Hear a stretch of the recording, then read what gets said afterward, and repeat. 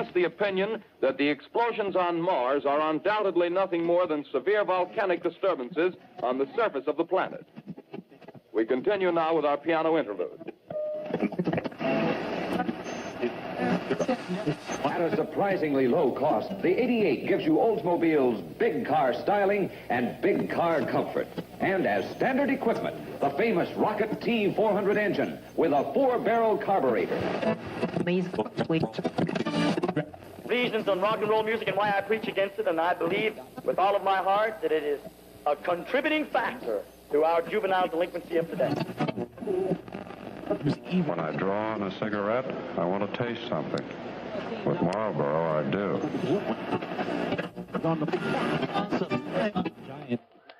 Ladies and gentlemen, Edgar Gore and the Nevermores.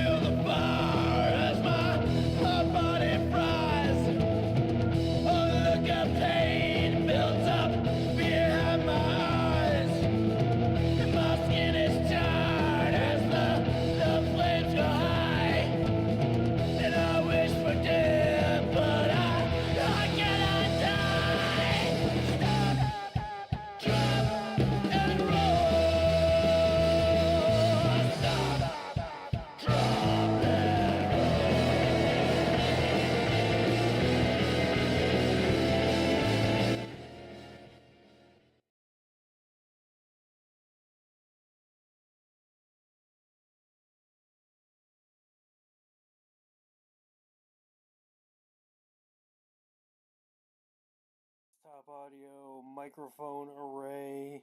Let's get the microphone array up pretty high here. Alright. Audio's good. You there, ECW faithful? I sure am. Hell yeah. So, we are back to... turn studio mode off. Editor. Okay. I think Streamlabs is going to work with us here today, as we are here for another episode of running ECW from 1970. No sign of Mike yet, but that's okay. We're still in the early parts of the stream. It's only 11:57, so we're actually starting 3 minutes early today. Hell yeah, we're getting that overtime in. Hell yeah. And I don't know if you could tell, I'm a little freaking sinusy. Of course, getting over like a 4-day stomach bug and jumping right into an upper respiratory infection. I love that shit. And it, It's like, well, that's just more reason to stick with streaming as much as I can so I can eventually quit my job. it was the other way around. I got the upper respiratory infection, then started having stomach problems. Shit. Well, you are like a couple states away. You probably have like a different bevy of viruses down there. And I mean, especially being down southern United States, like, shit, man.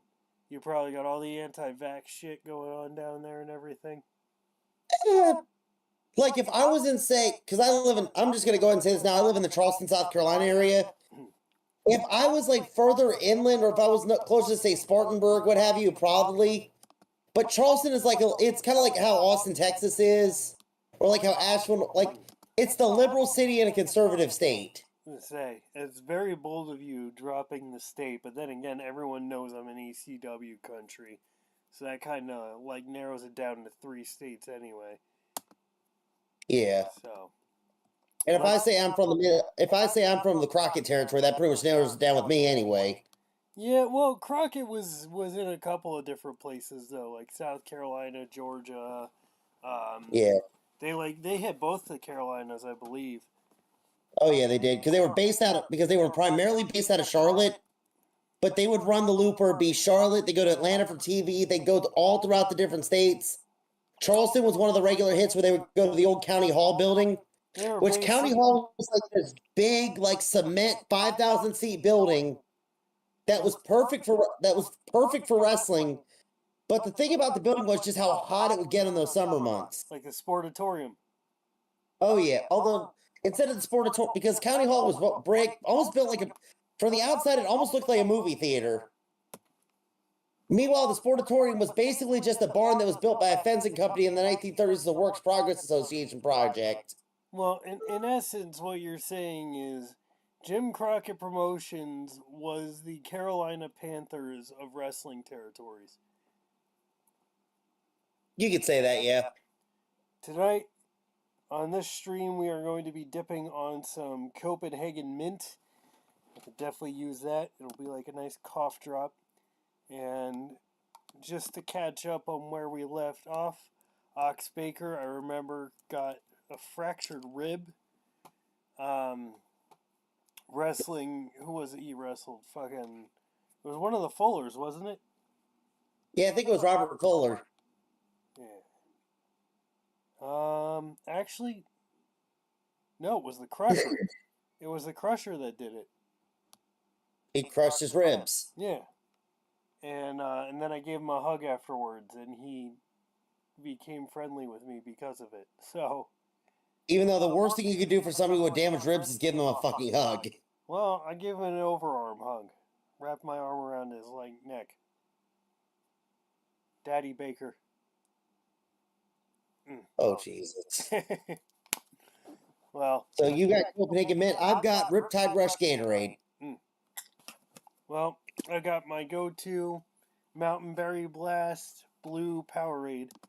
So. Also, speaking of things that taste like mint and can work like a cough drop, I tried the new Sprite Chill flavor, the kiwi strawberry one. Mm-hmm. It's better than the cherry lime, but it still kind of tastes like Robitussin. Wait, I see a third viewer. I know you're viewing. I know I'm viewing. Is that Mike? Mike, tell me that's you, man. I'm excited. We shall not be moved. We shall not be moved. I don't know the fucking rest of the words of this song. We shall not be moved. It's Big Daddy. We shall not be moved. Let's see if I defend the NWA heavyweight title against anybody. If and when Mike shows up in the chat, I demand that he yell Jimmy Garvin right away. If not, I mean, all due respect, I love Mike, but having another viewer that isn't him means that we're building up a following. And already we're at like 5 regular viewers if you count us. I mean, granted, we're a part of the stream, but still. Yeah. I mean, it's looking good. We're slowly building up. Now, I did notice that TEW is really niche. What the fuck? When did I offer Don Morocco a contract? I think you did that last week. Oh. Yeah, you did do that last week. I was sick. I was sick. I was so sick I didn't remember putting in a contract offer for Don Morocco. All right. I'm sorry I can't come into work today. I came out down with a bad case of the Moroccos. Let's take a look at our face heel split and see where Don Morocco is gonna fit in here. I have a feeling he's gonna be a face, although. Oh, we're even split faces and heels here. I could add Don Morocco to the blackout, and then the blackout can no longer can stop being the fucking job squad around here. I mean, he's not black, but it's 1970. No one's gonna know the difference anyway. Am I right? I concur. So, for his gimmick, is there like it should be a quality fighter? Yeah, a quality fighter. So Don Morocco is about to be the newest member of Blackout. And you know what? We're already building up Ivan Putski. So, we could build up to Ivan Putski versus Don Morocco. That we could. And oh, that's right. So this next show, what I think we're gonna do is we're gonna put the tag straps on Dusty. And that'll be a nice like main event thingy too. While Baker is injured, because we don't want to be putting Baker in there all fucking injured and shit. Yeah. Also, a little aside, I found something out the other day. Huh. Turns out one of my regular customers went to the University of North Texas right on a track scholarship. Yeah. And he was on the exact same track and field team as Kerry Von Erich. Really? Yeah, the same one that Kerry Von Erich was getting. Hey, the same one Kerry Von Erich was where he almost ended up going to the Olympics to play shot put. Yeah, he's a really old dude then, man, because Kerry died a long time ago. Yeah. Yeah, he's about, I want to say, he's like 75 years old, if I'm not mistaken.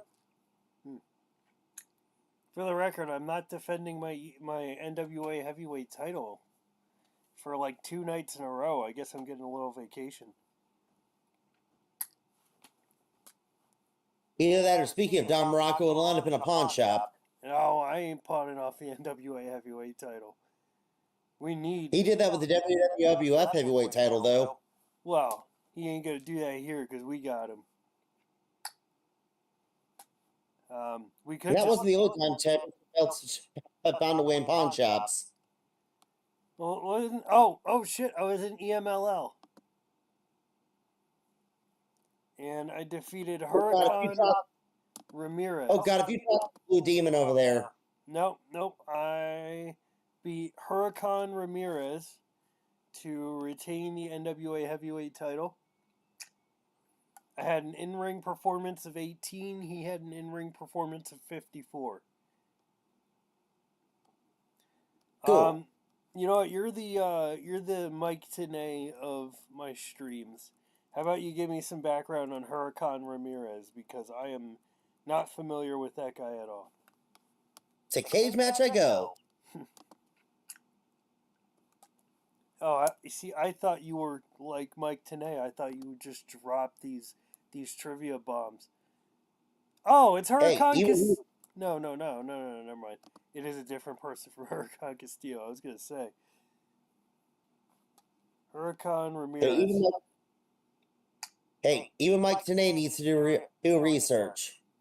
Problem is, there's several Huracan Ramirez's. Well, he's 44, 5'7", 203 pounds. 44 in 1970, so he's an old fuck. I doubt he's alive. 17 years of experience. What's 17 minus 1970? That'll give you a debut year for him. So 17... So it wasn't this Huracan Ramirez, because this one debuted in 1941. Yeah, so... Yeah. Yeah, that makes sense.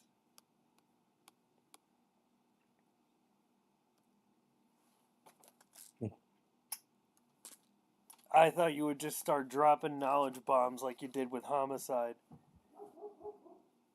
Friggin' Homicide Mark and the CM Punk hater. That's what our streams are. To be fair, I love Homicide too. And the thing is, Homicide and Punk are close friends. Or at least they used to be. Well, I'm starting... I might just end up disliking Homicide after this now. You had to tell me that? I mean, hell, how do you think the whole "you only gotta pee" thing happened? I thought that was all on B-Boy. No, B-Boy was just driving the car while drunk. No, Punk just drove B-Boy's car and almost blew out the gearbox because he didn't know how to drive stick. Yeah, another reason to hate CM Punk. Thank you. Can you drive stick? I can't drive at all. Exactly. But if I could, I wouldn't wreck B-Boy's car. He didn't wreck the car. He just flooded the engine trying to drive a stick. That sounds like wrecking it. No, wrecking it is putting it in a wall. Wreck it, Phil. I honestly cannot figure out which Hurricane Ramirez it is. Alright, so I just beat a jobber, a Mexican jobber with 17 years of experience. While we're arguing over a Puerto Rican and an atheist. Hey, that's us. Kind of.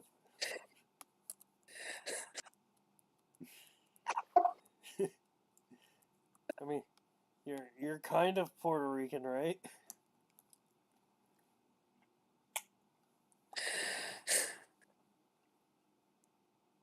I don't know how to respond to that. Although I do have one question. I wonder if Homicide punched the car saying the damn thing owed him money. Listen, Homicide is the greatest wrestler to come out of Jersey All-Pro. And I mean specifically to come out of Jersey All-Pro. Not someone who worked in Jersey All-Pro. Not like, because otherwise I would say Rick Blade. Rick Blade is the greatest wrestler to ever come out of the CZW Wrestling Academy. And that is coming from someone who was trained by Drew Gulak. Hell yeah.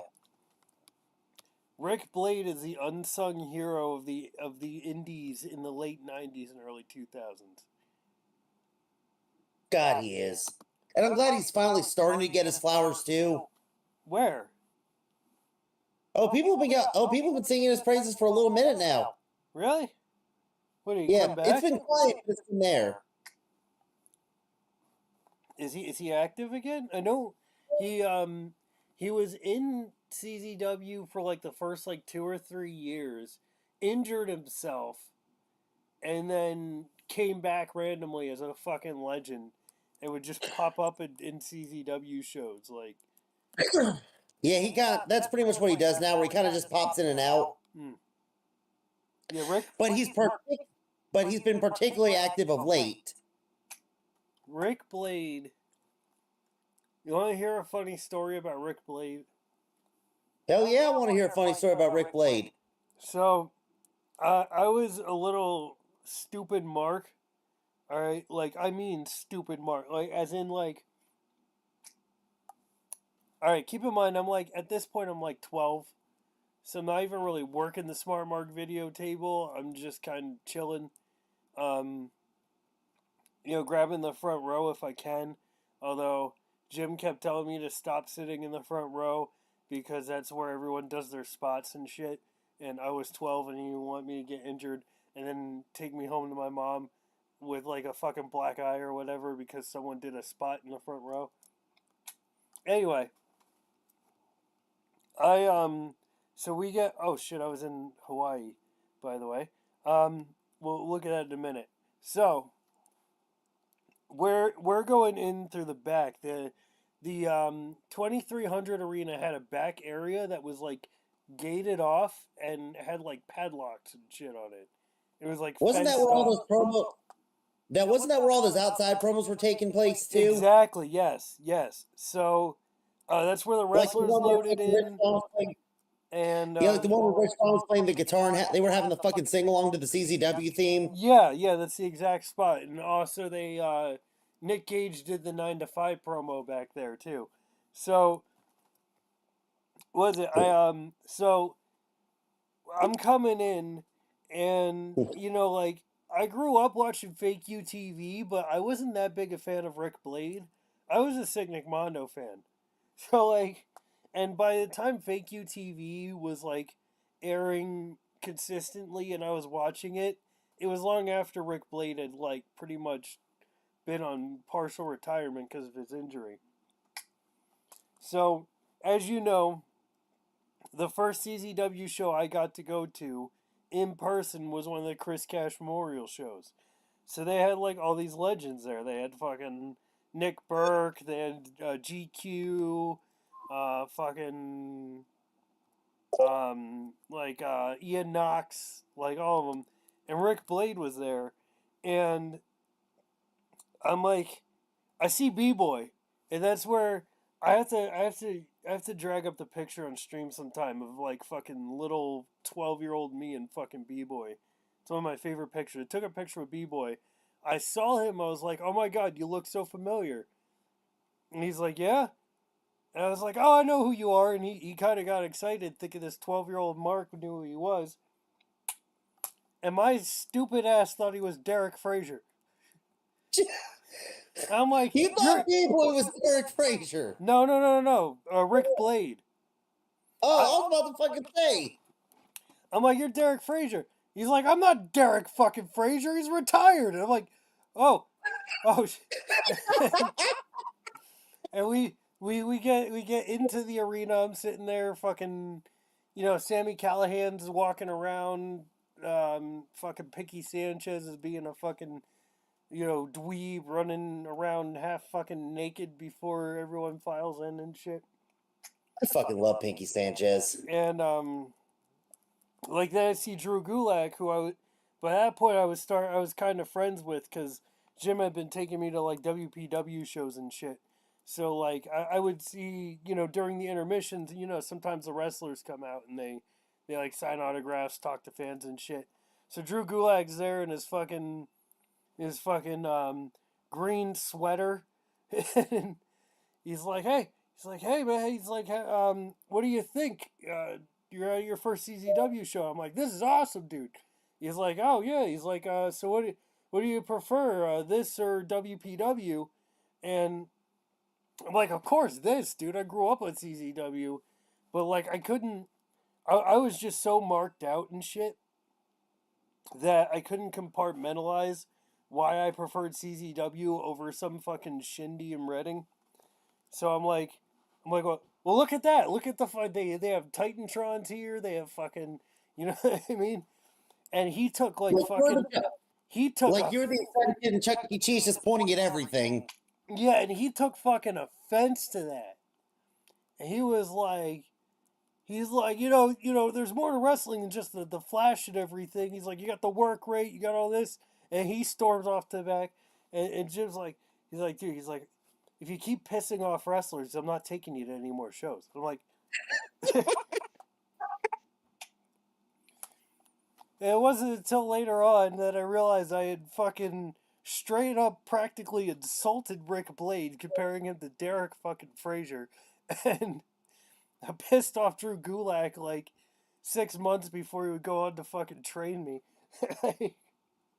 If only we could get Rick Blade on here for that kind of thing. Yeah, like just do it podcast style. So, oh wait, oh no, I thought that said Magnificent Morocco. No, I teamed. So I was at Olympic, TV, where I teamed with Magnificent Maurice, and I lost to Paul Diamond and Luke Brown. So, that's where we're at there. But yeah. But yeah, as for Rick Blade goes, he's presently wrestling roughly a match every 2 or 3 months. Wrestling almost exclusively for Superpowers of Wrestling, which is Johnny Cashmere's promotion. That makes sense. I mean, I'd imagine DJ Hyde probably even like rubbed him the wrong way. Oh, of course. Oh, absolutely. You know what? Here, let me hop on IWTV, and I'm gonna tell you, because just this past month, CZW had a 15th anniversary show or whatever, right? Or not 15th, 17th anniversary show, something like that. All right. And the main event was Nick Gage. Oh, 26th anniversary. What the fuck am I talking about? Yeah, 26th anniversary show, right? The main event was Nick Gage versus Alex Colon, right? Also, Justice Payne was finally inducted into the CZW Hall of Fame. All right? What fucking time? Now,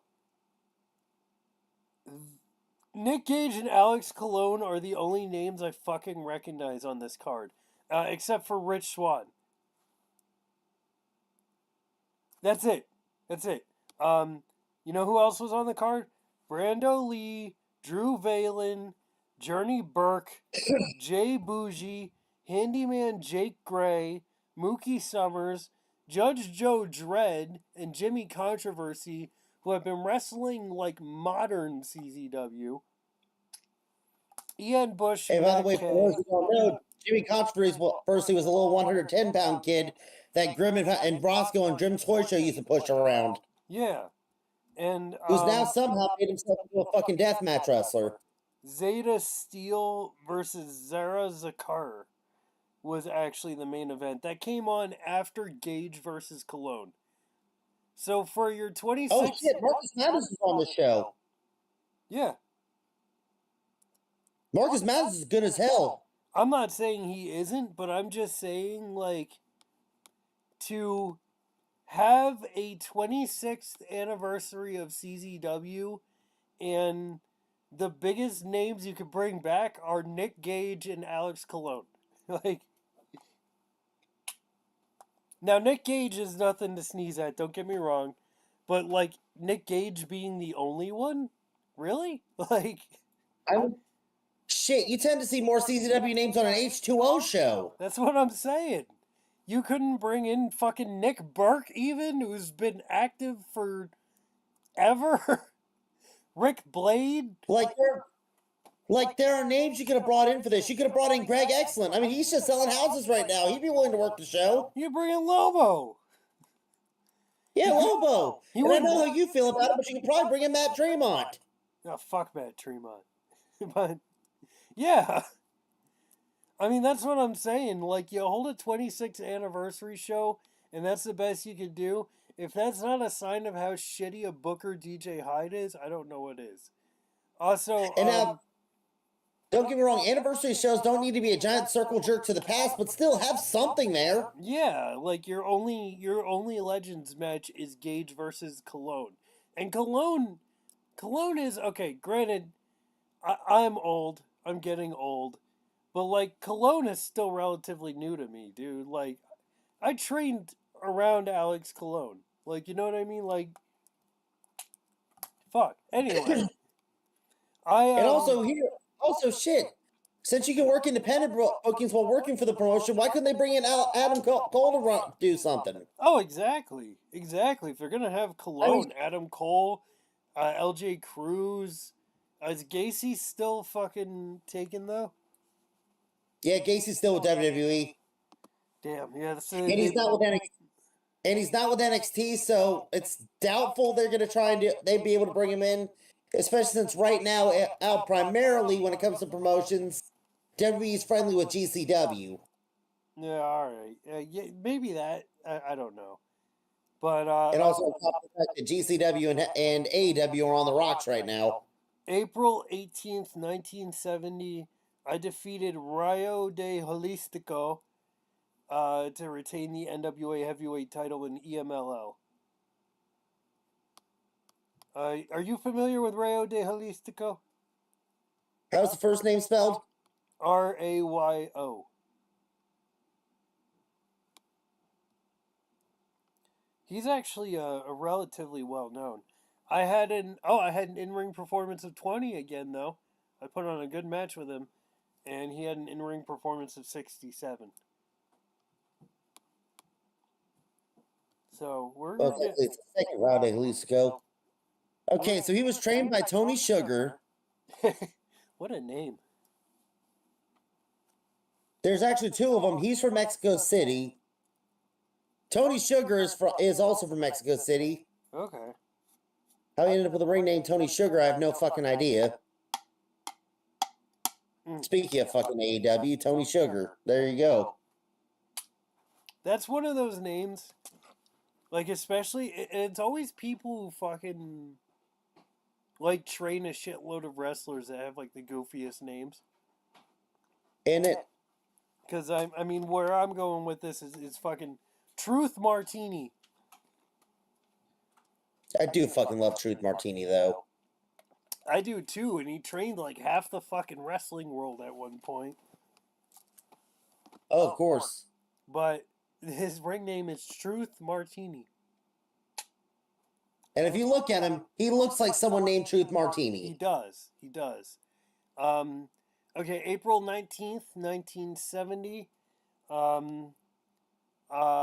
Bob Sweeten and Mad Dog Vachon defeated me and Billy Robinson. Hell yeah. As for Raul de Jalisco, pretty much never really left Mexico, mostly working for EMLL. However, he did have a little bit of a stretch working for AAA in its earliest days. Okay. Like he worked two matches, and I think this was this the first AEW? Hold on, was this the first AAA show? It was Sid Mimite on July 18, 1993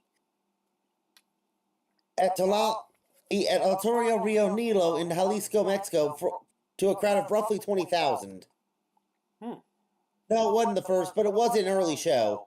Well, it is April 19th, 1970.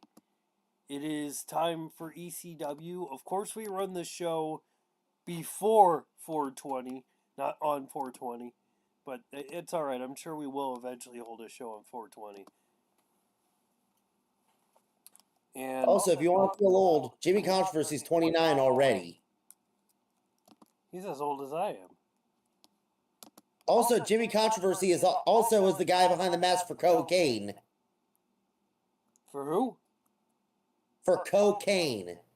Oh, okay. I was the fucking white and black cane in JCW who fucking has the bag of cocaine in the ring with him? Yeah, no, I was gonna say, it's just, I thought you were gonna say he was deranged. Like, no, cocaine is deranged. And deranged is also deranged. Because you gotta specify which fucking deranged when you're talking about deranged. Yeah, and both of them worked in CCW too. But one of them was a big heavyset guy a big heavyset bald guy, and the other was a skinny guy who kind of looked like Jack Evans. Yeah. Who ironically also used primarily Eminem songs as his entrance theme. Just like Jack Evans. So what is our main event gonna be on tonight's episode of ECW? Gasoline versus a lighter. I mean, I don't disagree. I was going to do a tag team match. I was going to do a tag title match, but I don't know if Dusty can carry the Fullers and Jimmy Garvin to a main event like that. Make it the opener.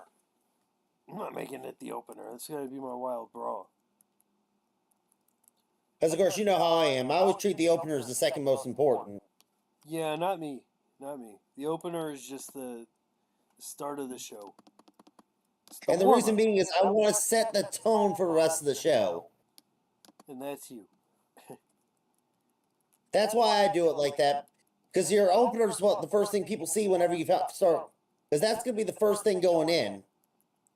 You see, ECW faithful, this is why people like you don't become heavyweight champion. Yeah, because nobody mailed me the title. That's true. That's very true. So we're doing the Crusher and Jose Miguel Perez versus Ox Baker and Dusty Rhodes. Also, I love how you pronounce Miguel. Like, you fucking Kevin Gilled it. That's how I'm going to do it from now on. Because I remember Kevin Gill and fucking Conan had heat over the way he's pronouncing wrestlers when he was doing commentary for a AAA show. Well, that's just how we do it.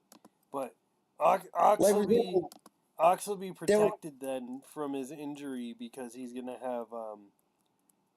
have Dusty doing the bulk of the work. Right. So there's gonna be a spot where he's strung up by his ankles and hit like a pinata. I gotcha. Well, this is heel Texas Outlaws Dusty too. So then we'll have our tag team match. We will have a 2 versus 2 versus 2 tag team match. I just realized something. 3 corners. Well, that other thing we did for our booking, I forgot a name. Huh. I meant to put James Storm in it.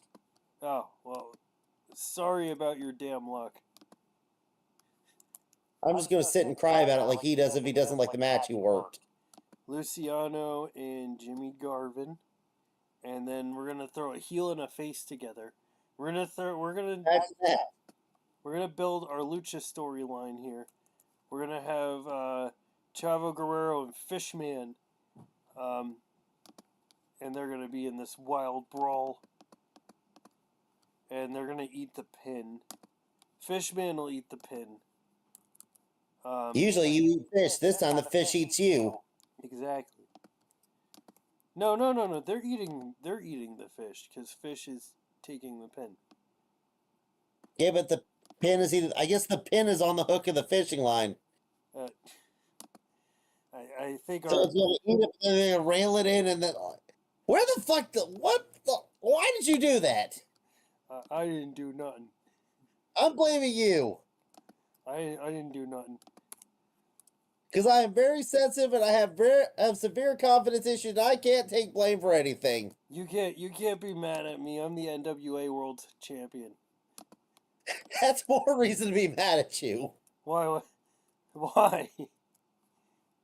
Because they mailed the title to you and you ran away with it. I didn't run away with it. I've been defending my title like every week. Multiple days a week. Exactly. You ran all around the world with it.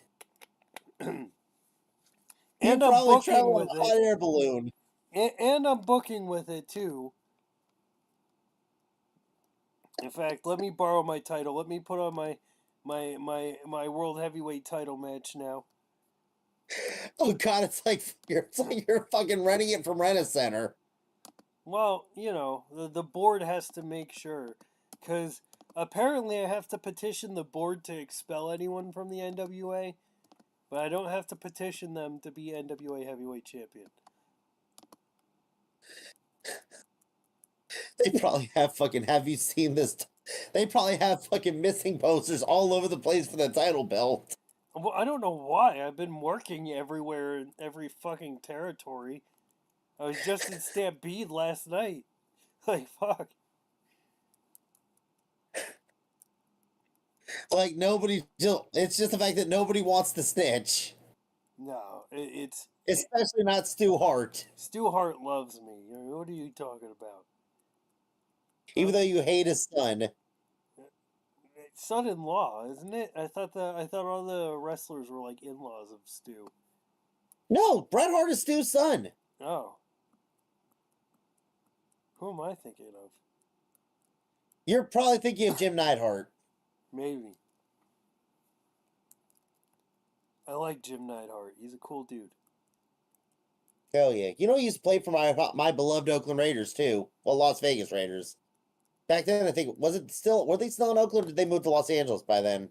I don't know. I think they only moved to Vegas recently. Yeah. No, I'm talking about when they moved to Los Angeles from 81 to 2000 to 1995. Oh, I have no idea. My knowledge I of know football is JBL played. nowhere near my knowledge of wrestling. Now I know JBL played for him around that period of time. Jibble. Yeah, he was briefly a Los Angeles Raider. All right, I'm going over Mickey Doyle. Irish Mickey If you ever Doyle want, is putting over Aaron Jarrett. yeah, matter of fact, if you remember at WrestleMania 21, why JBL was getting face reactions there, that was the reason why. He was getting face reactions because he's a face. He's the biggest face in the business. I don't know what you're talking about. Just ask Mauro Ranallo. Nobody likes Mauro Ranallo. Mamma mia. Well, except maybe, Oh, here, let's have a lucha match.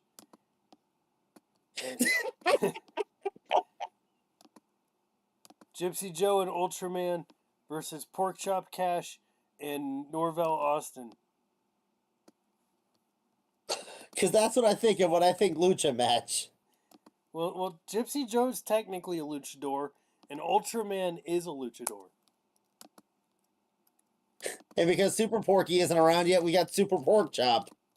Well, he's technically still just Bobby Cash, but that's just because we don't have Chris effing Cash yet. That's not for another 2002 minus 1970. Whatever that is.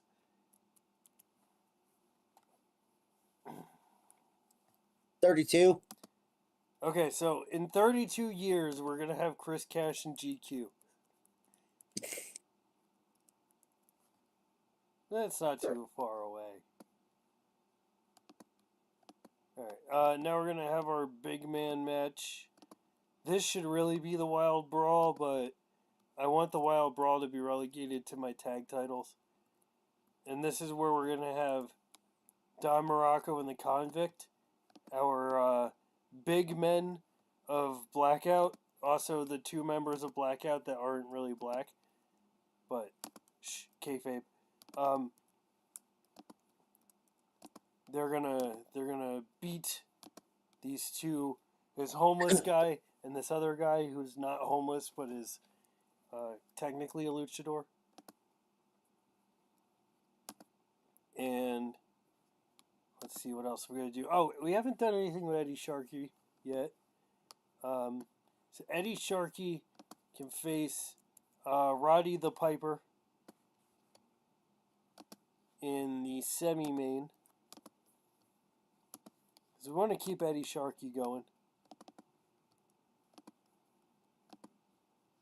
And our opening match, you know what? We're gonna have a title change tonight.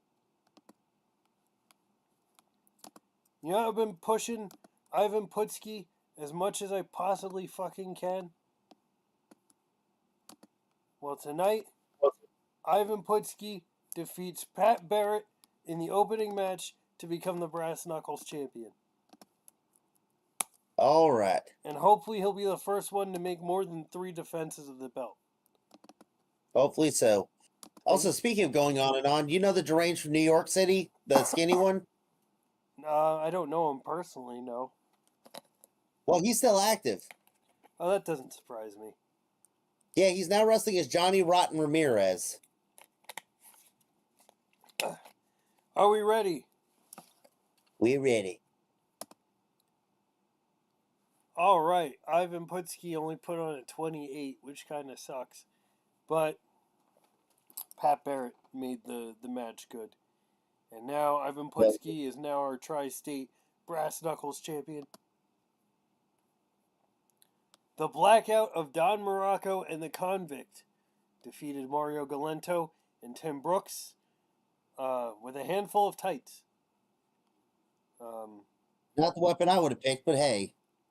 Well, we're trying to get the Blackout over, you know. In a wild brawl that had good wrestling and a decent reaction from the crowd, the Fuller brothers defeated Fishman and Chavo Guerrero and Voodoo Murders of Jimmy Garvin and Enforcer Luciano when Robert Fuller pinned Fishman.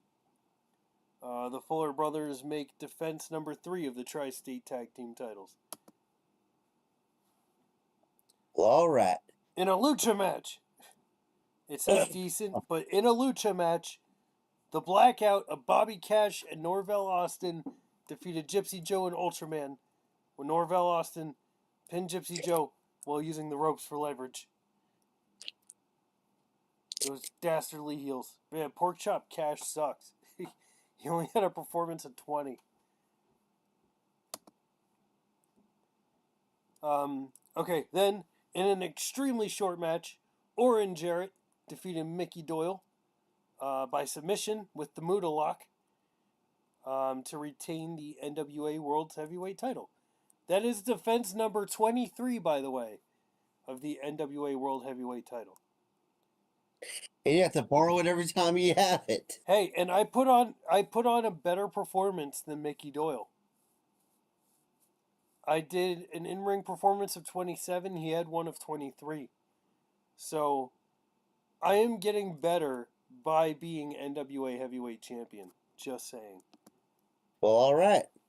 In a bout that had good wrestling and a decent reaction from the crowd, Eddie Sharkey defeated Roddy Piper by pinfall with a small package. Eddie Sharkey with an in-ring performance of 44, doing pretty good. Beating him with a small package. I didn't even know that about Sharky. And finally, in an exceptional match, this match was rated 44. Voodoo Murders of Dusty Rhodes and Ox Baker defeated Jose Miguel Perez and the Crusher in 14 minutes 58 seconds when Dusty pinned Jose Miguel Perez by using underhanded tactics. And Ox Baker was kind of slowed by injury and the limited involvement, so his performance was only 33. Everyone else had 50, 50, and 52. So. Hell yeah. The one guy with the one guy who had a lower performance, you had an excuse for. Exactly. Like it would be expected. So we're doing all right. The thing is, I don't like the lack of storylines I have going on. So first things first, I am going to compliment Ox Baker on his performance, and I'm going to give the Crusher a hug today, so Ox Baker gets a break from the hugs. And they were both very happy with this speech. Plus, on top of that, he got reps for Dusty, so he'll be ready to go when it's time to put the belts on him. Exactly. Well, Dusty's winning a belt next show for sure. I just had to use him because hopefully Ox will be better by the next show. We only lost $900 that show too, but I think it's time we trim some fat and we get some people in here to build some storylines with. So, now that we have Don Muraco, we can let go of a heel. And I'm thinking we let go of Bobby Cash because he ain't doing shit for us. I mean, he did just stink up the joint in here. Yeah. He put on a worse performance than I did. So, sorry, Bobby Cash. Now we're even faces to heels. Now, let's see who we can hire, and from there we'll see who we can fire. So we'll see who's available right now. Andre is available right now. How much would Andre cost? $20 per show. Andre? Yeah. Well, he's only 23 right now, 5 years of experience. I guess we have to bring him in, don't we? You don't have to. What's he going to do in ECW? Everything. What do you mean, everything?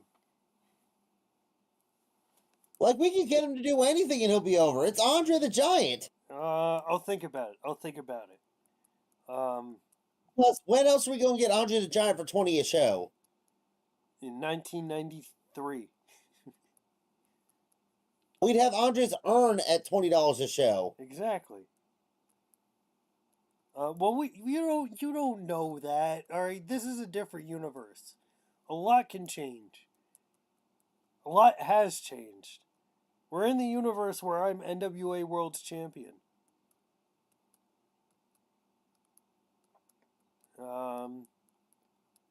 Let's see. Dino Bravo! Say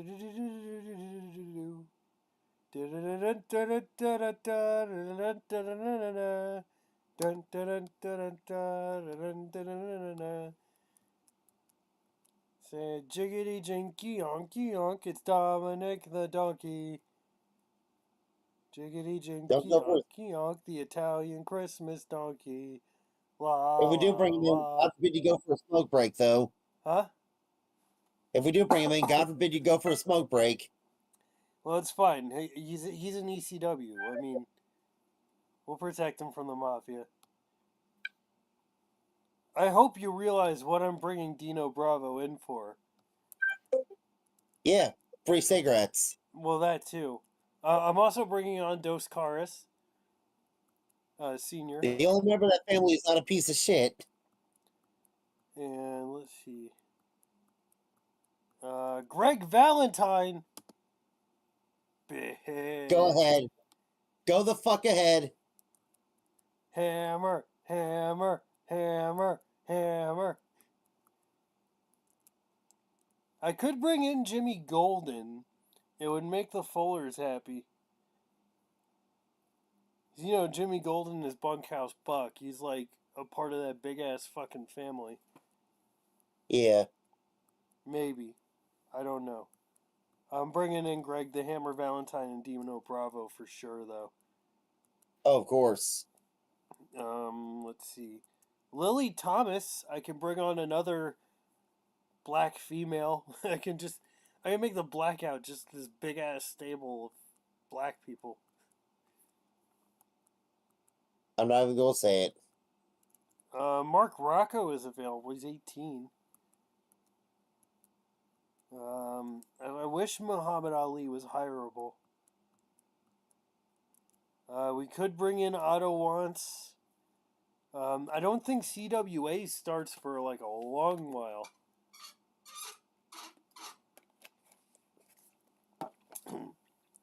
But he has this selfish personality type, and I can't deal with that.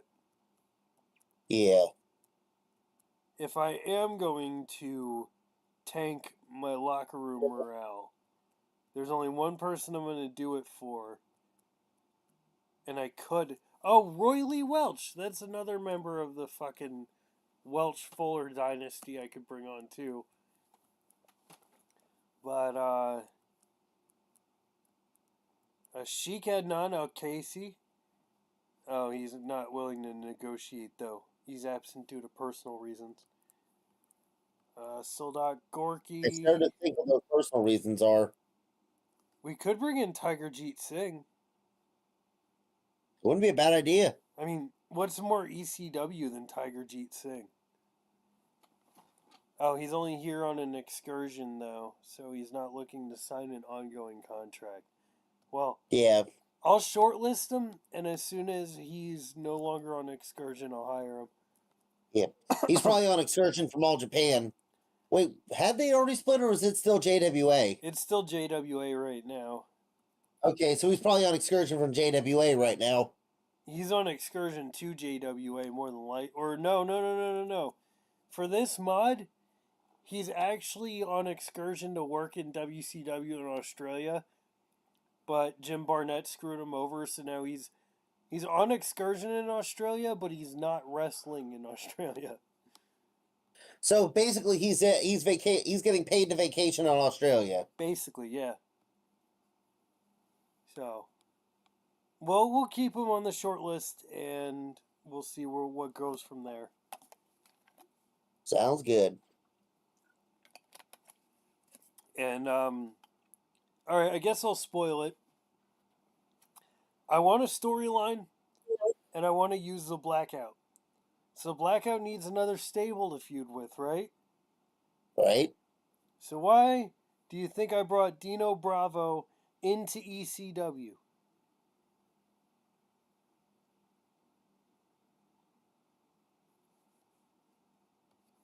Oh, I got it. You're gonna make Too Cool. Yeah, oh, that's it. Fucking Ole Anderson. I wanted to hire his ass. Although now he's working for Crockett and ECWA, so there's a good chance I won't have him when I need him. Damn it, Ole Anderson. I could have had you in that. Fucking Ole and Crusher versus Ox and fucking Dusty would be awesome. Wait, is that the same ECWA in Delaware? Yeah, this mod has ECWA start in 1970. Because, like, you know how officially ECWA, like, Jim Kettner claims it started in, like, the 60s, even though it really didn't? It's like a kayfabe thing. Yeah. Well, in this mod, it did. It's around in 70. So Yeah, I they're trying think to say like Jim Kettner started around then. Which actually, did he still were they having shows around then? they weren't having shows around then, but Jim Kettner was around then. He's 24, so I think the mod maker even mentioned it on one of the mod pages when this mod came out in TEW 2020, or it might have even been TEW 2016. He even said he included ECWA, and a bunch of people were saying it technically didn't exist then, but officially, because of kayfabe, it existed since the 60s.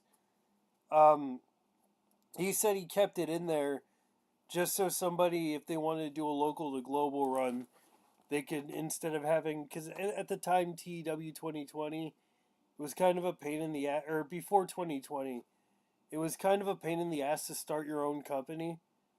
Like, you actually had to make it in the database and whatever, or set yourself so that you had, like, a really high reputation from the start, instead of being able to just hit the start your own company button. So he just left ECWA in there, so if you wanted to do a local to global save, you could hop in and then just run ECWA as however you wanted to run it. Oh, I got you. Just something so it's easier to just jump in and go. Exactly. So Dino Bravo's here, and he's gonna be a face. And ladies and gentlemen, we are about to see the FBI. The full-blooded Italians.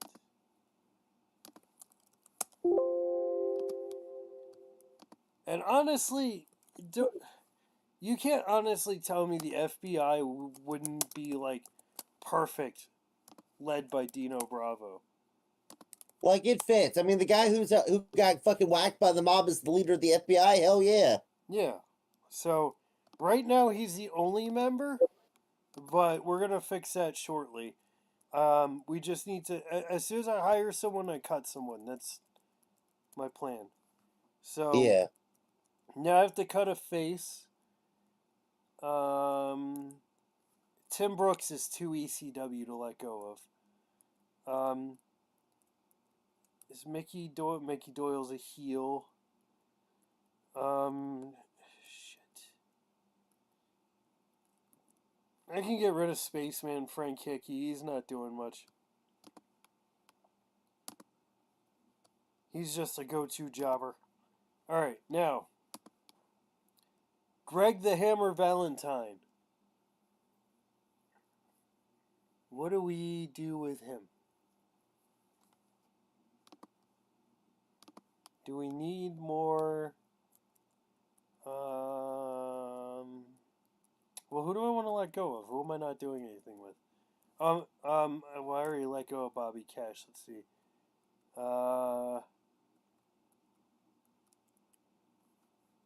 We're not doing anything with J.J. Dillon. And J.J. Dillon isn't very ECW. He's not as ECW as Greg the Hammer Valentine is. So We're letting go of J.J. Dillon to bring on Greg the Hammer Valentine. All right. And then finally, Dos Car. Oh, wow. We got a lot of morale issues. Where do these fucking morale issues come from? Hold on. I need to survey and see why people are irritated. Okay. Eddie Sharkey. He was annoyed at disliking that I replaced him for the head of talent relations. And then he was annoyed at being left off of shows. Might have to get rid of Eddie Sharkey. Well, he'll leave on his own if he gets mad enough. That's fine. Fishman is mad at the pre-show training environment. He doesn't like working under Eddie. He doesn't like training under Eddie Sharkey. I mean, to be fair, it's Fish, man. Of course he's not going to want to work under Sharkey. Ivan Putski also dislikes the pre-show training environment and my choice of head of talent relations, apparently. Who is that, by the way? Who is my head of talent relations? Oh, Frank Marconi. You are. I'm calling on you. Frank Marconi. These guys really don't like Frank Marconi for whatever reason. He's like the backbone of the fucking roster. He's the reason we're over, guys. You can't be mad at that. Garvin also doesn't like the current head of talent relations and the pre-show training environment. These guys really don't like training under Eddie Sharkey. And neither does Mickey Doyle. Okay, so a lot of these guys are just pissed off that they're training under Eddie Sharkey and they don't like my current choice of head of talent relations. Well, the Eddie Sharkey one's a problem that's going to fix itself. I hope. I mean, I could drop Eddie Sharkey for. We're going to jump the Shark. Who would I drop him for? Because I mean, a lot of these are recent too. A lot of these are like from the last show. Andre. What about Andre? Sign him and drop Eddie Sharkey. I'm dropping Eddie Sharkey for Dos Caras. Well, that works too. But I have to give Dino Bravo his gimmick. Blue collar? No. No, his gimmick is, let's see. Is there a magician? Oh, yeah, that's right. The fucking mob made his brains disappear. Oh, here we go. I guess gangster works, yeah. Make him a cocky gangster. Alright.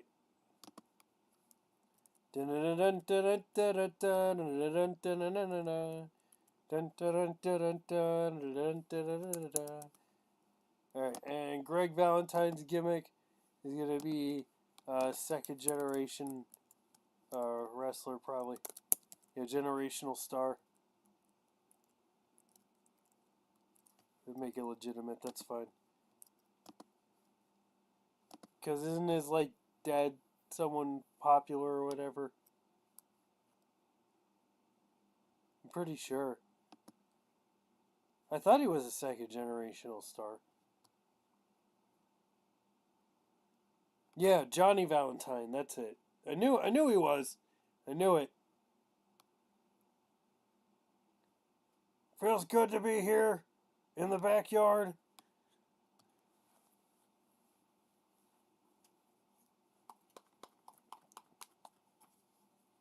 I'm telling you right now, Greg the Hammer Valentine is a future ECW World Heavyweight Champion.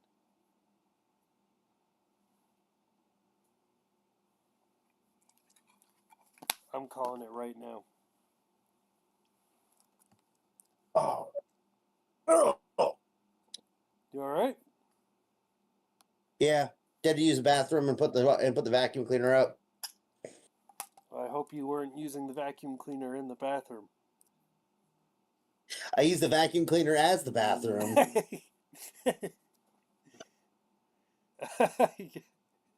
Okay. Mr. Nunu. Oh, I also man. I also got a popsicle out of the freezer too.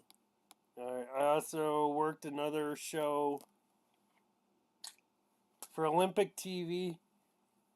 Toru Tanaka and Freddie Blassie defeated me and Tex McKenzie. Wait, is Olympic TV the Los Angeles territory? I thought it was Hawaii. No, Hollywood. Yeah, Hollywood.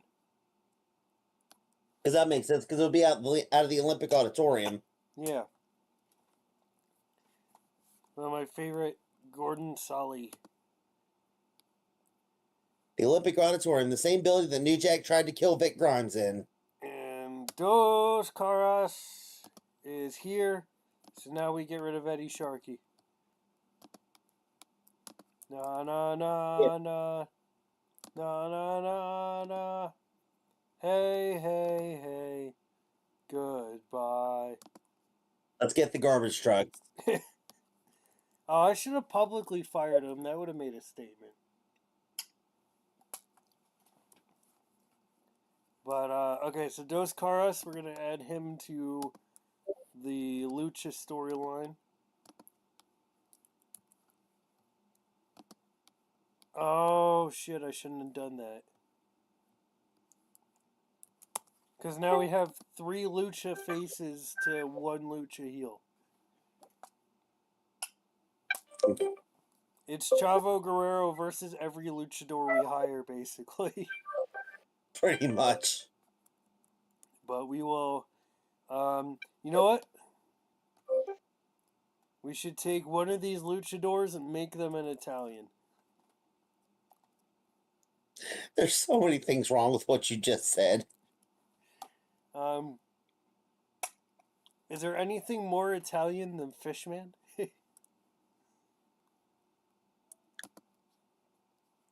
Change his name to Fruta del Mare. Yeah. FBI versus Blackout is going to be the story. Dino Bravo and Norvell Austin are going to be... Oh, shit, I hope fucking... No, okay, Norvell Austin's the leader. I was going to say, I hope fucking Bobby Cash wasn't the leader. Imagine I fire the fucking leader of the fucking stable. So then Don Morocco and the Convict are involved. So Don Morocco aligned with Norvell Austin, and the Convict aligned with Norvell Austin. Alright. So now we have to decide who is going to be in the first iteration of the FBI.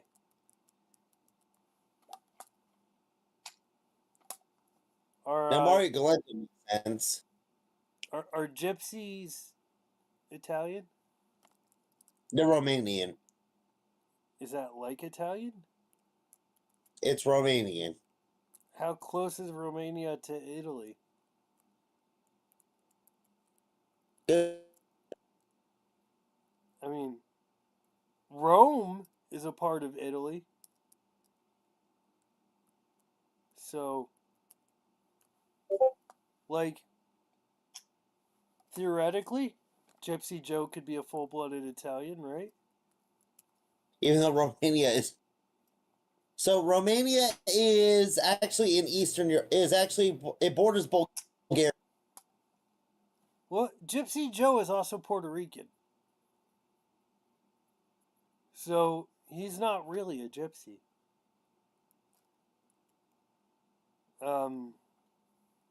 Eastern Europe. It borders both Bulgaria, Moldova, and the Ukraine. And Hungary. And Serbia. Alright, so Gypsy Joe is a Puerto Rican who plays a Romanian? What even was his gimmick that he was Gypsy Joe? His gimmick was that he should have been an architect. No, that was Necro's gimmick. His gimmick was also that he didn't know how old he was and it was impervious to getting beaten with a baseball bat. We can As New Jack found out in the middle of rural Tennessee. well, Poland definitely isn't Italian. Otherwise we could have fucking Ivan Putski be the fucking. You know what? Fuck it. Why not? Have Ivan Putski be the muscle for fucking the FBI. There's so much fucking wrong with this. I don't know. I'm trying to. Well, Tracy Smothers. Okay, the original FBI, the whole gimmick was that like none of them were Italian except for Guido. So we could do the same thing here. That is true. That is true. So we can make the Fullers Italians.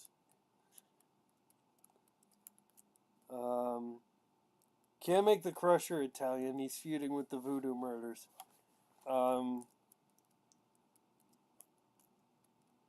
And also the fact that Gypsy Joe's ring name is a slur. It's a slur now. It was a slur then.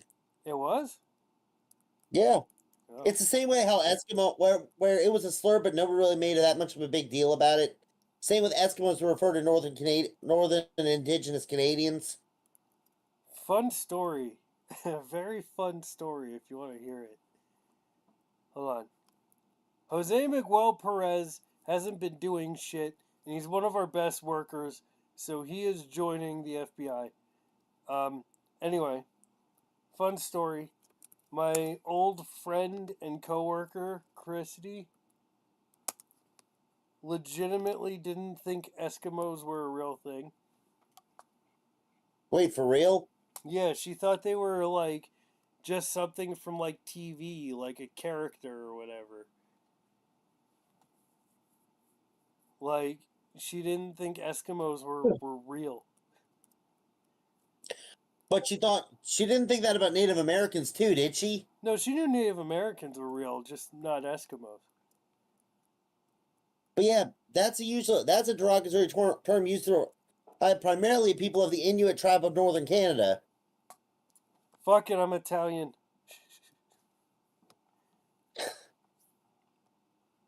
How many people have said that in their lives? That's a good question. Tracy Smothers definitely did. Fuck it, I'm Italian. I'm going to be a member of the FBI. I'm fucking Mary suing the shit out of myself. I need to stop. Yeah, no. Okay. No, I'm not Zandig. I'm not gonna keep fucking pushing myself. I didn't want to do that to begin with. It just kind of happened that way. You're fucking Jerry Lawler and Memphising this shit. I'd say more like Zandig, because Lawler didn't have the same amount of fucking pull as I do here. He didn't have pull, he was the king. I'm just saying. He was the dingling king if he was around kids, too. Alright, Dos Caras is no longer a luchador, he's an Italian. God damn it. Sorry, you're not a lucha anymore. Now you're Italian. Alright, so the FBI starts out as Dino Bravo, Dos Caras, and Jose Miguel Perez. Wait, don't we have an Italian on the roster already? Who? Mario, whatever the fuck his last name was. Mario Galento? No, he's I think he's Mexican. Let's look that up. Yeah, you know what? You look it up. Mario Galento's a jobber. He's not fucking being in the fucking FBI. I'm 90% sure he's like a luchador. He's not like, well, not really a luchador, but like a Hispanic wrestler, and therefore. Well, yeah, because he's from Tennessee. Because he's from Tennessee. Yeah.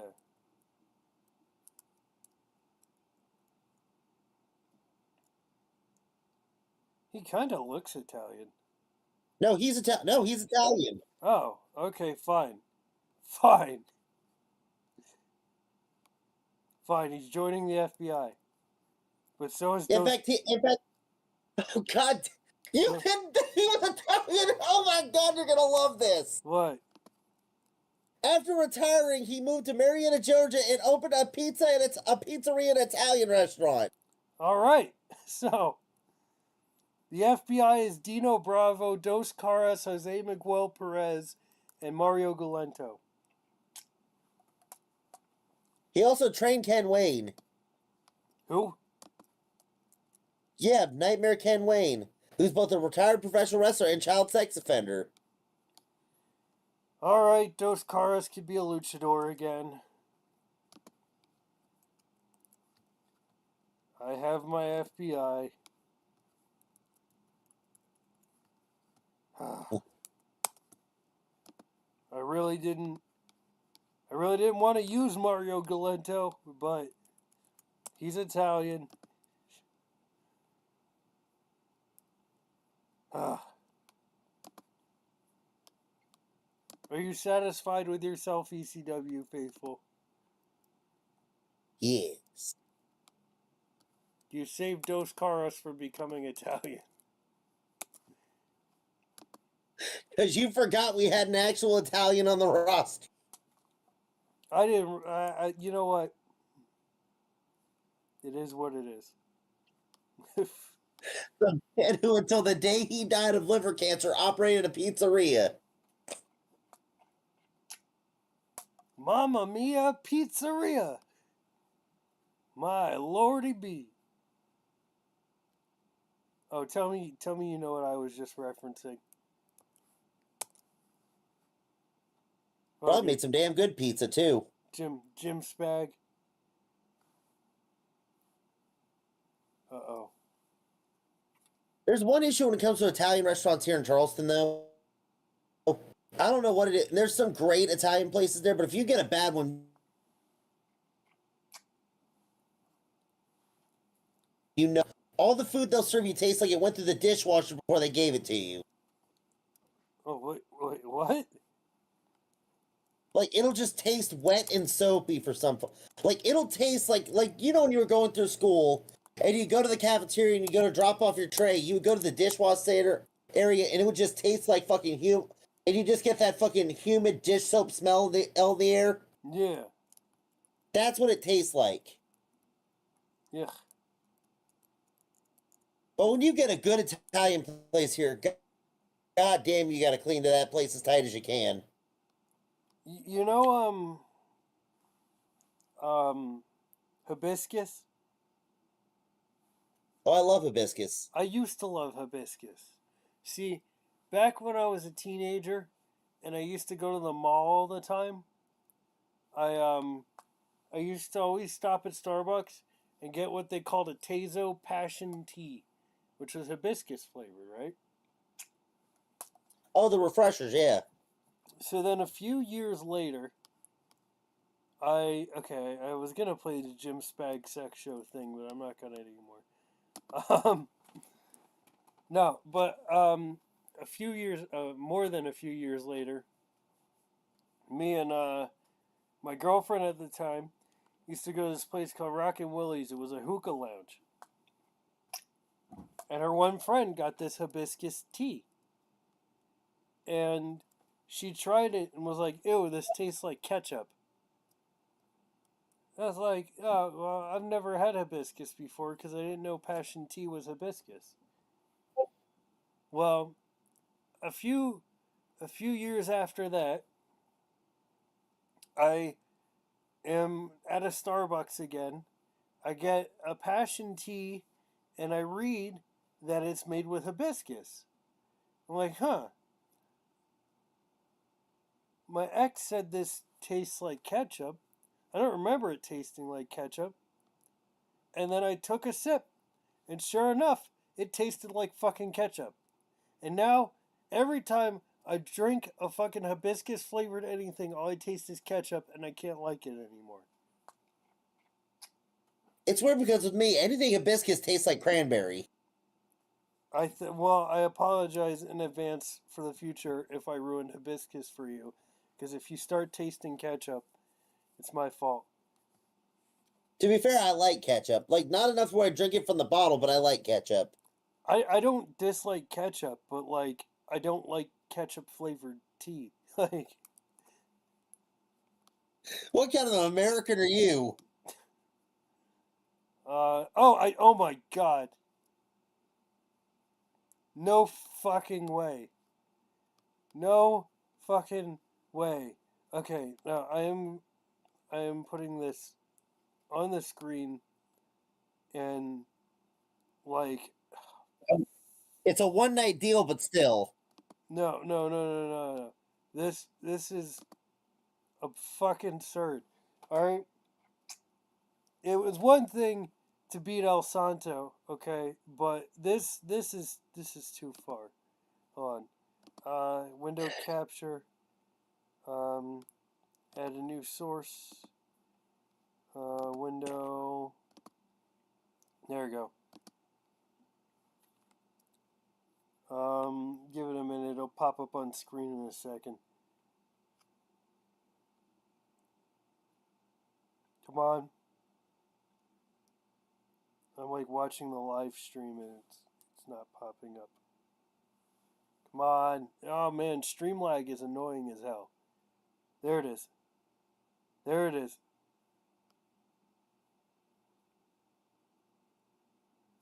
Wow. Dr. Wagner.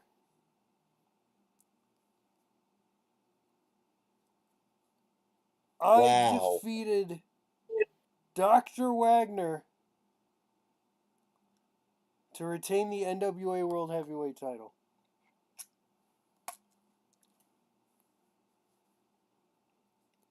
This is a dark day in professional wrestling.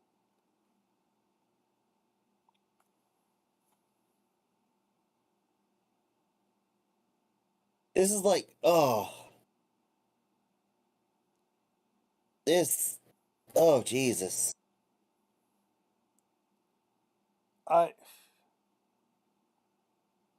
Dr. Wagner.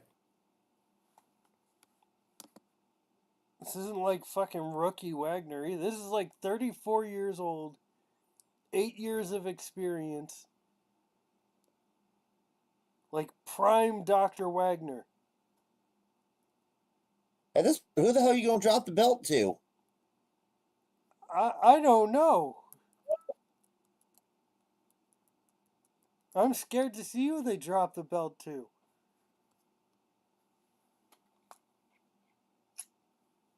Can they just not take the belt off of me for some reason?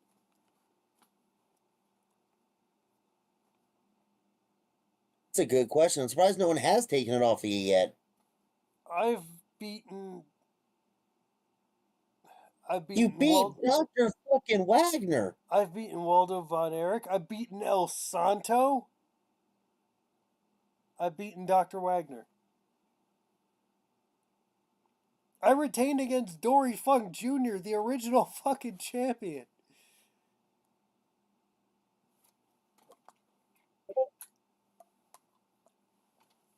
What is this save? What is this save? I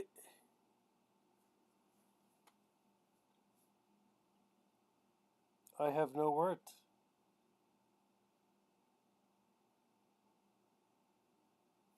Dr. freaking Wagner. You are made for you could go to EMLL for the rest of your career and make a living. I'm like, I'm David Arquette. David Arquette didn't have a reign like this. Shit. Chris Colt and DeMarco defeated the Professional and me by DQ in Georgia.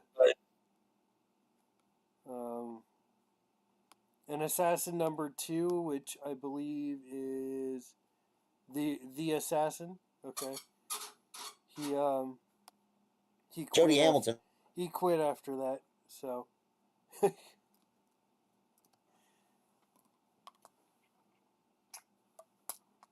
Honestly, at this point, I'm waiting for somebody to fucking pull a Shane Douglas. It just completely shit on fucking the NWA for this.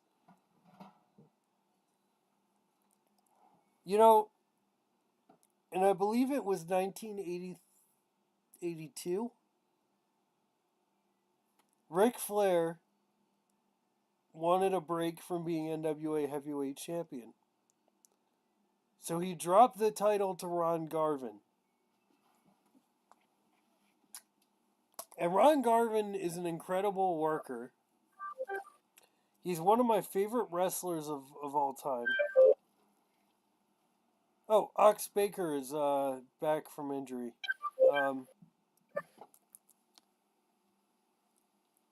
And I defeated Fritz Von Erich again at the Gulf Athletic Club. In front of 20,000 people. But anyway, Ron Garvin was so detested as an NWA heavyweight champion that even territory fans, not smart marks in the slightest, were complaining about him as champion. And he was a babyface, wasn't he? Yeah. And then he ended up dropping the belt to Flair at the first Starrcade. Yeah, but to be fair, he was only meant to have that for a few weeks anyway. Yeah, well, and that's the thing. And so, fucking Ron Garvin was not good enough to hold the NWA World's title. I have multiple victories over Fritz Von Erich. Yeah. ECW.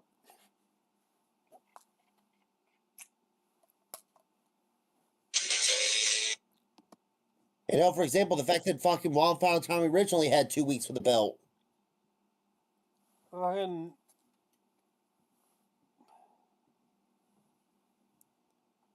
This save is out of hand. Yes, it is. That's just. Tell me Bruno is still WWF champion. Tell me I didn't skip over him losing his belt. I'd be so sad if I did. It wouldn't surprise me if you did, as sad as that is. Like, tell me there's at least some hope here.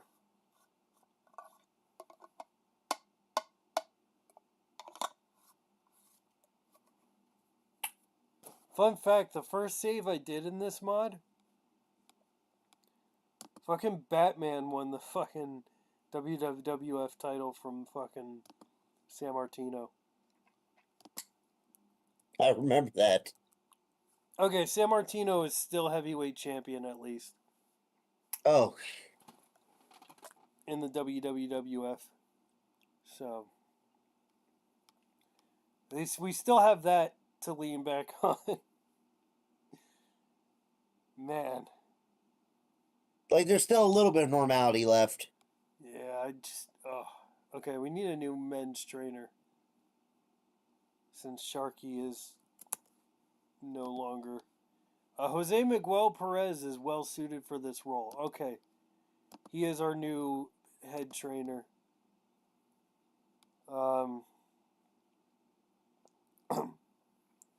People really don't like Frank Marconi as head of talent relations, though. But that's alright. They'll live. As long as we don't lose the FBI, I don't care.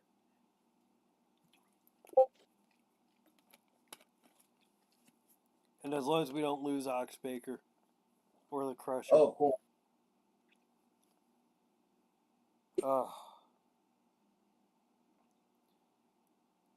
Man. I'm like bittersweet about this save. Like, I came into this wanting to be legit and historically accurate, and I did something thinking I wouldn't be able to, and then I did it.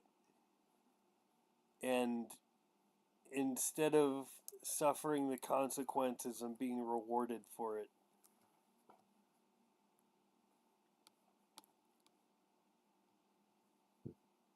I defeated Crippler Ray Stevens. I defeated Crippler Ray Stevens.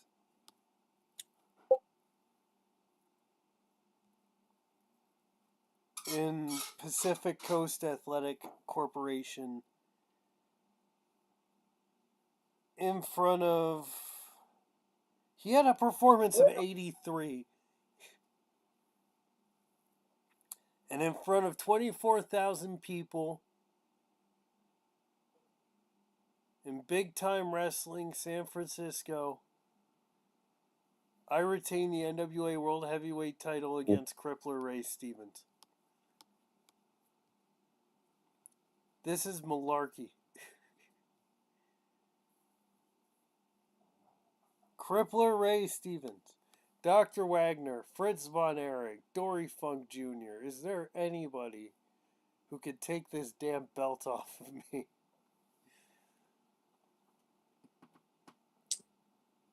If it happens, it probably happens at home. I'm going to have it happen at home. I'm gonna have the Crusher get the belt off of me.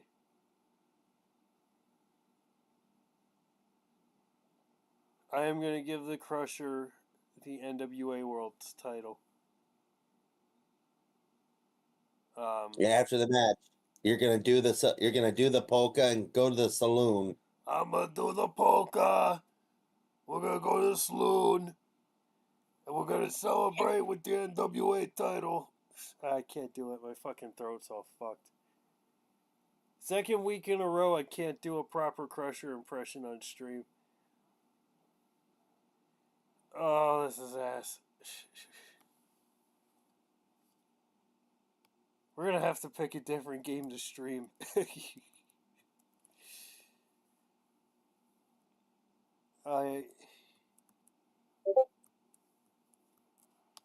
No. I'm gonna hold on to the title a little longer because I want Crusher to win the ECW heavyweight title first. But fuck, man, this is going too far. All right, how long has this stream been going? I don't know. Well, it's been about an hour and a half now. All right, I will do one more show. Then I'm gonna cut off the stream because my throat's all fucked right now anyway. And I still haven't seen Mike yet. I don't know where Mike is. You know, he commented on the last stream after the fact saying he was sorry he missed it. I thought he was going to be here. He is not here. Mic check 1 2 1 2. Peter Maivia and Jose Lothario defeated me and Wahoo McDaniel. You team with Wahoo? Yeah, I don't know why. But that was in Big Time Wrestling in Los Angeles. Okay, so the LA territory. All right. Yeah.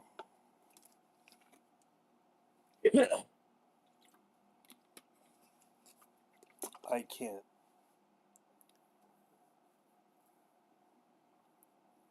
But we're going to debut the FBI tonight. And, well, not tonight. Tomorrow night, rather. It is now May. of 1970. It's gonna be May. I have held the NWA heavyweight title for 5 months now, with like 26 defenses.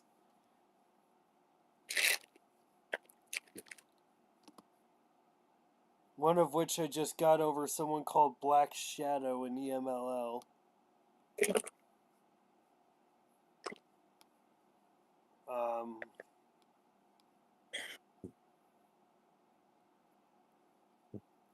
I am beyond words. At this point, I'm just playing this save for the sake of doing a proper long play. Everything else in the world seems pretty good. Like, seems pretty consistent. But the NWA heavyweight title being on me is just such a fucking... It's the kind of thing that would happen. Because backstage politics were fucking ass back then, too. Like, people think Triple H is bad. Like, oh my god, the territories were fucking evil. But I sure as fuck would not still be NWA World Champion 5 months later with pinfall victories over Dory Funk Jr., Fritz Von Erich, and Dr. Wagner. I would have gotten stabbed by now. Oh, you've gotten the fucking Ricky Dozon treatment at this point. Yeah, I'm Dave Arquette. I didn't want this.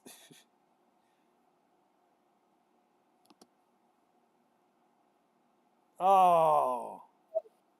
Despite his best efforts to make alternate arrangements, Ox Baker has been stranded at the airport and will not be able to make the show. Oh, that sucks. Yeah, it does.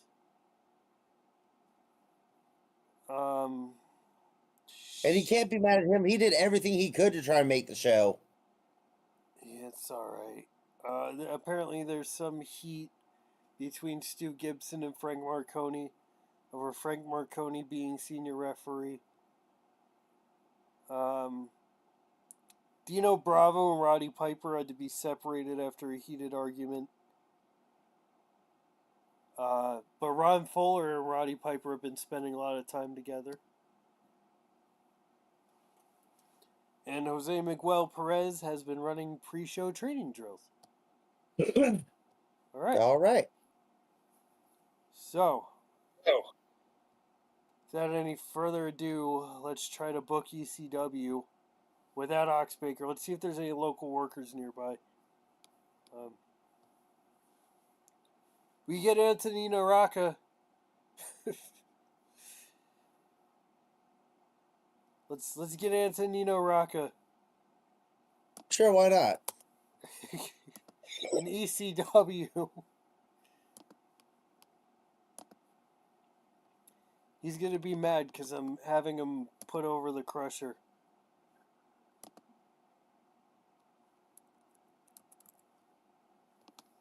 So Crusher versus Argentina Raka. Unfortunately, no title on the line. It'll be to steal the show. Crusher's gonna win. It's gonna be the result of botched interference by Jimmy Garvin.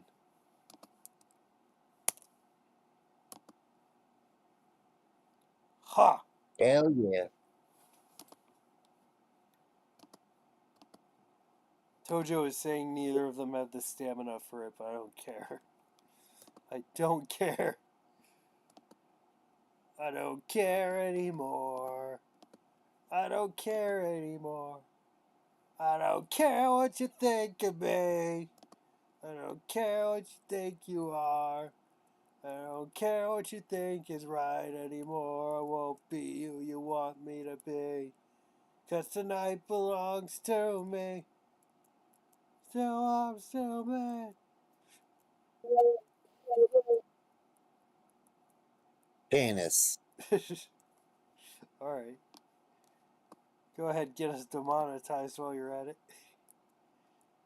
I'm not even monetized, but still.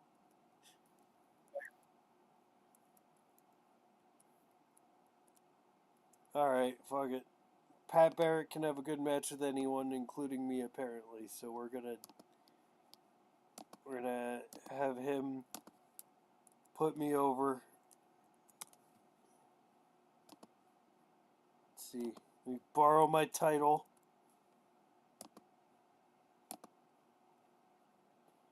They can't take the damn belt off of me, but I still have to borrow it.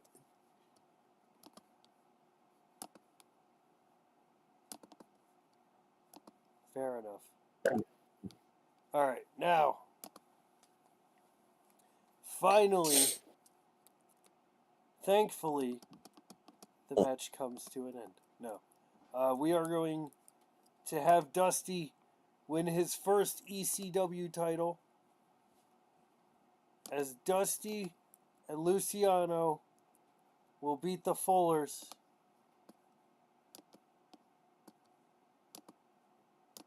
to become the ECW Tag Team Champions. Or Hell yeah. Tri-State Tag Team Champions. But yeah.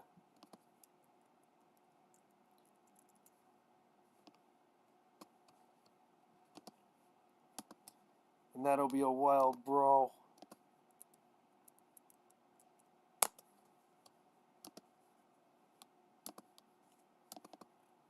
Tainted win, of course. Alright. Now. Time for some storylines. Hell yeah. We're going to have a... Okay, you know what? I don't know if I've done the three-way dance yet. With the luchadors. So that's what we're going to do. We'll have a three-way dance. We haven't debuted... We'll debut Dos Caras here. Oh, you know what? I could do a 6-man ladder match.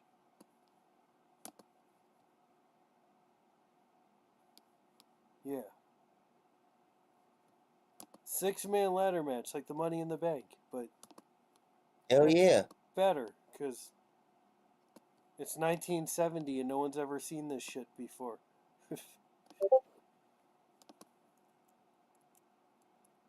Who's the Brass Knuckles champion? Do you remember?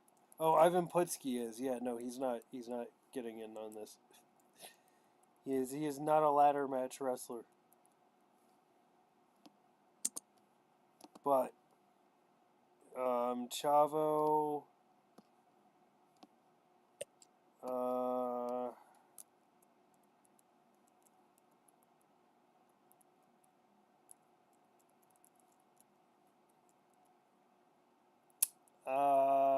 We could throw Norvell Austin in there.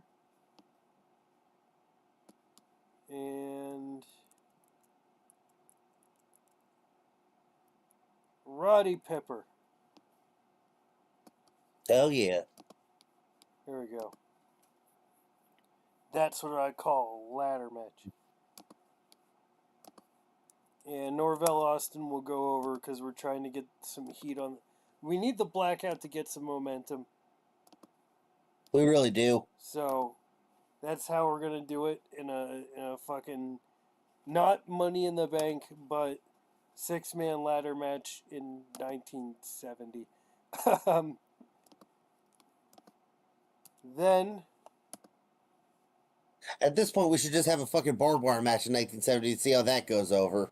well, we can't do that yet. We're not that kind of big yet, but or we're not that kind of product yet. We're early ECW still, so well, really early ECW, but you get what I'm saying. Yeah.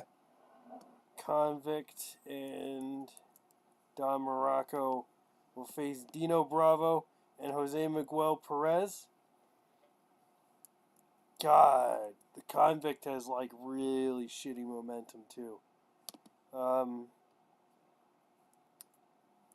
I don't want to debut fucking the FBI in a loss though.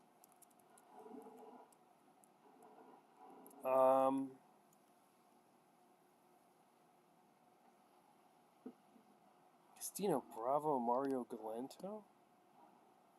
Mario Galento has some cool momentum too. And just last week, fucking the Blackout defeated Mario Galento and Tim Brooks. So, this time Mario Galento teams with Jose Miguel Perez, and they fucking draw. Fuck it, they fucking draw. That's it. It's a fucking draw. And this starts the feud between the FBI and Blackout. Our opening match sees Dino Bravo debut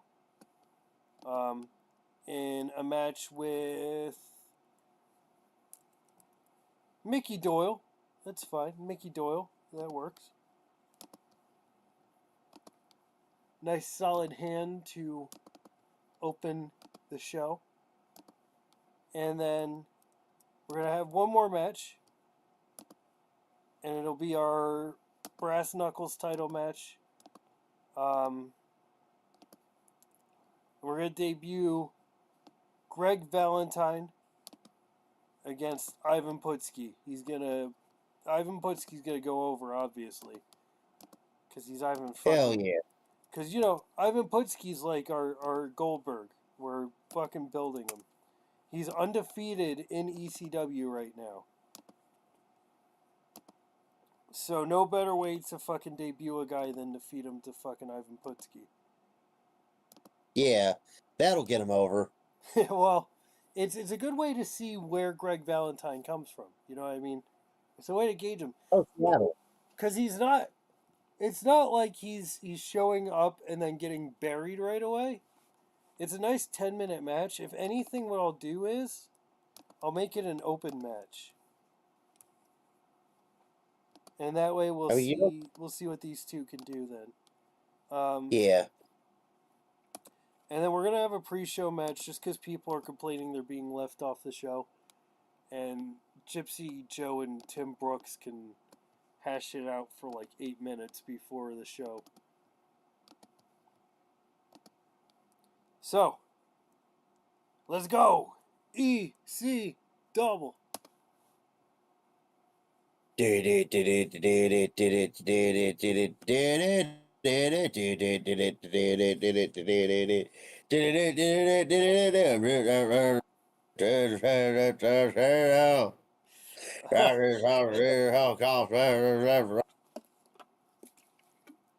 Gypsy Joe put over Tim Brooks. He's doing the time-honored tradition. What a discrepancy in terms of in-ring performance. Shit. I'm saying. And in our opening match, Dino Bravo really fucking pulled a fast one. 30. A solid 30 in our opening match. Outshining Mickey Doyle. We're probably going to have to get rid of Mickey Doyle next.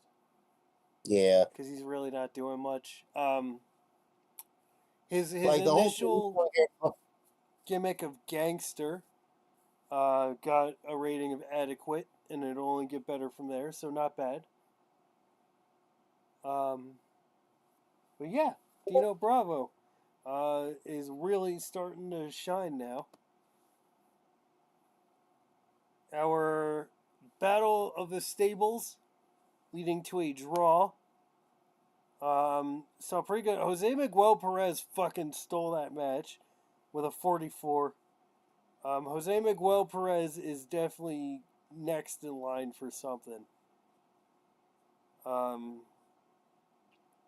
Not the Brass Knuckles title. That's not coming off of Ivan Putski, like, ever.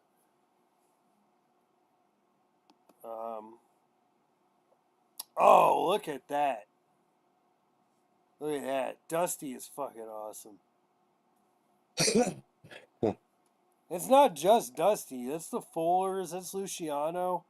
They all got 43, and then Dusty pulled a 57, but that's a fucking solid-ass match. That could have main evented. Good match.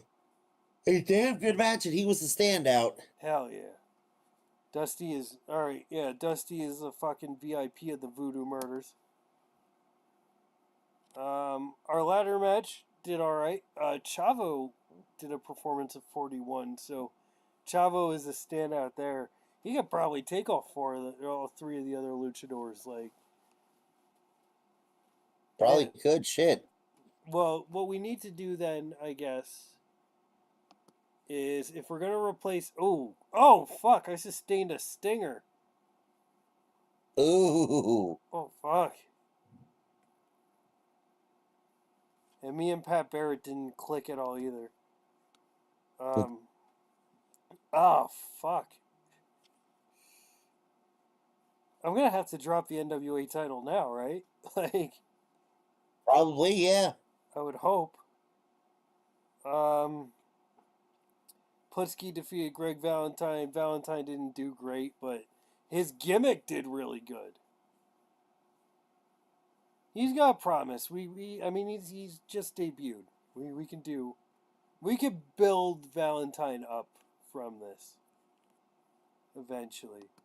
He's just gonna need some more time. And fucking... I mean, come on, we all expected Rocca and Crusher to be the fucking match of the night. Yeah. And it was a fucking stomach claw, too. Alright. A solid rating of 52, which is really good. I might give the Crusher a hug. I don't know if I can. The fucking stinger. Holy shit. Can be worked through. The duration is only 3 days? Yeah, stingers don't take long. They hurt like hell, but they don't take long. Oh. Damn. We lost 1,300. Alright. Well,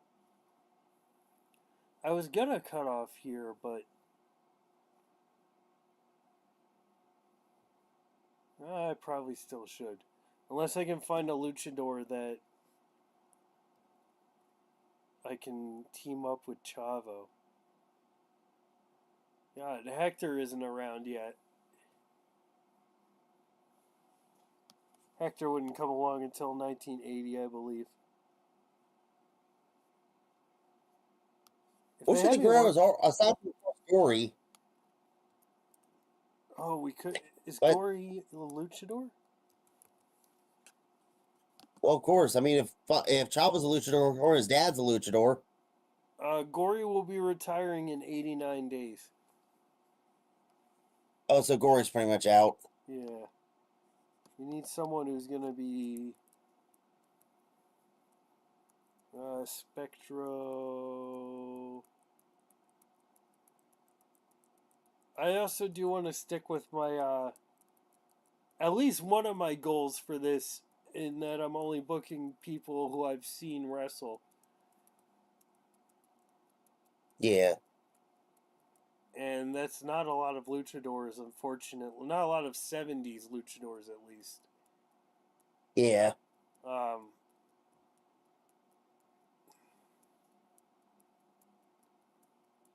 Let's see.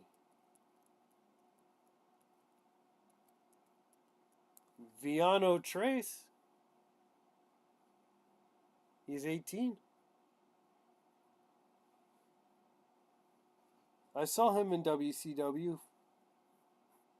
Right? He was there, yeah. Okay. Viano Trace. I know there were 2 Vianos in WCW. There's like fucking... Also, Mike Quackenbush. Fucking 8 of them. Also, Mike Quackenbush was supposed to be there teaming with Ace Darling, but something fell apart over there. He wasn't racist enough. I mean, that kind of fits with WCW. That's what I'm saying. There was even a lawsuit about it. Alright, I'm going to keep playing until I bring on Viano Trace. Then I can get rid of Mickey Doyle.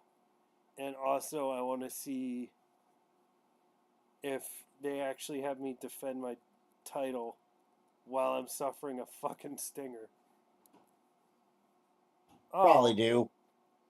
Okay. Tuesday, May 5th, 1970. 4 students at Kent State University, 2 of them women, were shot to death yesterday afternoon by a volley of National Guard gunfire. At least 8 other students were wounded. Jesus. Oh yeah, that's right. The Kent State massacre. Yeah. I do. That's one thing I like about this mod is they include like relevant news stories and shit. So, yeah. I suffered a stinger and then the Kent State massacre happened. I wonder if those 2 things have anything to do with each other. I want to believe they do. It's like that fucking butterfly effect gimmick where if you change something in the past, other things happen. Yeah, that probably wouldn't have happened if I didn't become NWA Heavyweight Champion. 9/11 never happens. Dale Earnhardt eating the wall never happens. We'll find out. I'm planning on playing that far into the save. Tsunami hits Japan in 2011 never happened. I am definitely planning on playing that far, so... Columbine never happens. Well, Columbine's definitely going to happen. You can't blame wrestling for Columbine. That's Mortal Kombat's fault. Don't act like they didn't try. No, see, that's Mortal Kombat's fault. And Marilyn Monroe's music. Marilyn Monroe's music. Yeah. Alright. Mickey Doyle's been released. We now have Viano Trace. And he is joining the Luchador storyline. So now it's not just Chavo versus all the face luchadors. We have Viano Trace with him. Hell yeah.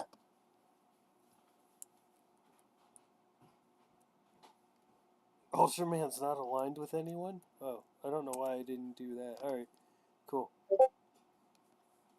Alright, we're good. So, I still have that stinger. I'm gonna go one more day. I just want to see if they have me defend the NWA heavyweight title with the fucking stinger. Oh, watch, you go to defend it and end up with a broken neck. Oh my god, don't say that. Oh wait, no, am I unavailable to wrestle? It would be nice if I was unavailable to wrestle. I have a fucking stinger. God, that's gonna affect my fucking performance even more, too. I'm already not putting on a good performance. Like, shit. This is what it would be like if they put the title on Junkyard Dog. Well, it worked for Bill Watts. Guillotine Gordon is now a brawler. I don't know what he was before. I don't remember. But he's a brawler now. He's Enforcer Luciano, that's all I know. Hell yeah. Alright. It looks like I went the whole of my stinger without having to defend my belt, which is nice. Hell yeah. They didn't even strip the title off of me, which you'd think they would have. I mean, it's only 3 days. Like, the rules, you have to be able to eat within 30. I guess that's fair. I don't know, this has gone on long enough. Am I still injured? Shit, it's May 8th. That happened, like, forever ago.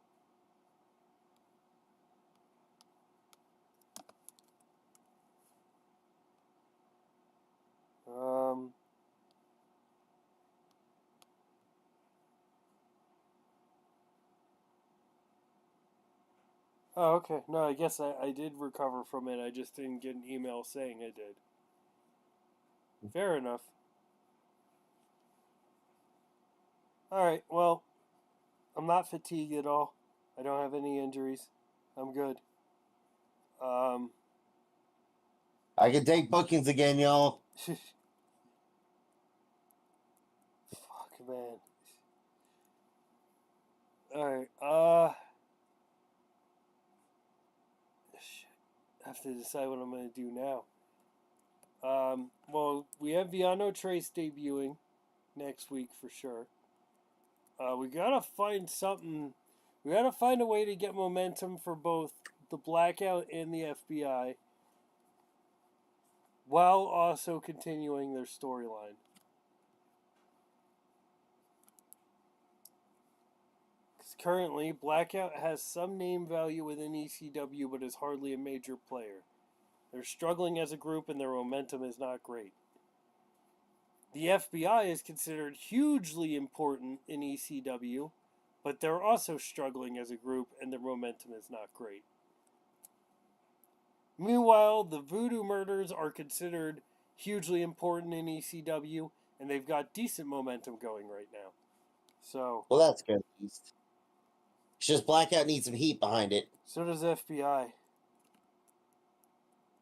We got to build them both. So, next week on running ECW from 1970, we are going to have to work on that. We're going to have to work on building them up. Maybe getting the heavyweight title off of Ox Baker and putting it on the Crusher now. Since Crusher seems to actually be showing up regularly now. Hell yeah.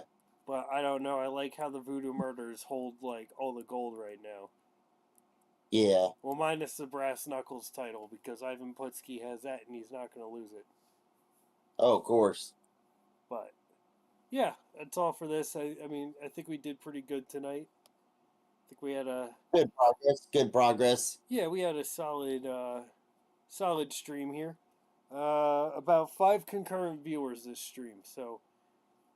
Not a huge jump and not a huge fall either. But... Yeah. Thanks for watching, everyone. Mike, if you're watching this right now, you better be in the stream next week. I'm streaming every Tuesday at 12. So, be there. The same for every single one of yous. Everyone here watching, I want to see y'all here. Next week, next Tuesday at 12.